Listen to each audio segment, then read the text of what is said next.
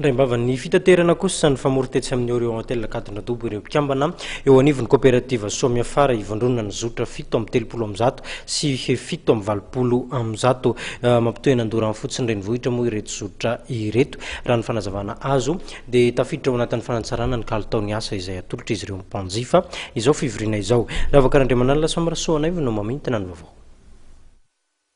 Tanjona ho an'ny coopérative Somia Fara ahitana ny zotra 137 sy 187 ny anatsara ny kalitaony tolotra omena ny mpanjifa.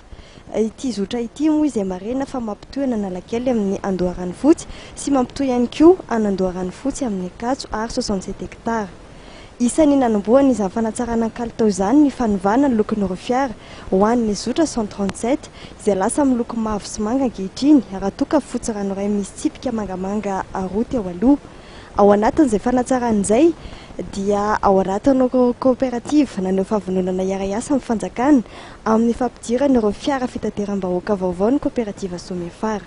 Misy foana ny fihaonana fanjakana zany momba ny piscine. Dia izao resitsika amin'izao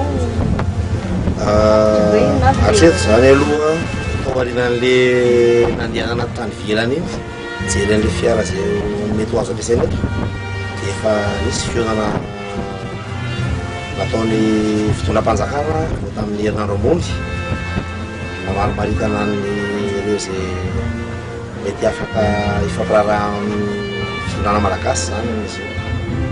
Isan'ny mbola olana sedrany mpitatitra amin'ny ankapobeny eto andrenivohitra raha fanazavana ny olana eo amin'ny fitohanan'ny fiara fa eo ihany koa ny alafin'ny vidin'ny kojakoja ilaina amin'ny fiara. Ny asabotsy teo moa ny fampitoana tetsy amin'ny Orientel Cadre Double ny fianakaviam-be ny coopérative ity ny fampiarahaba sy ny fampiraro-soa nonona tsara na taom-baovao 13 sy 14 fitaon'izay nanamafisana ihany koa ny firaisan-kina ny samy mpikambana.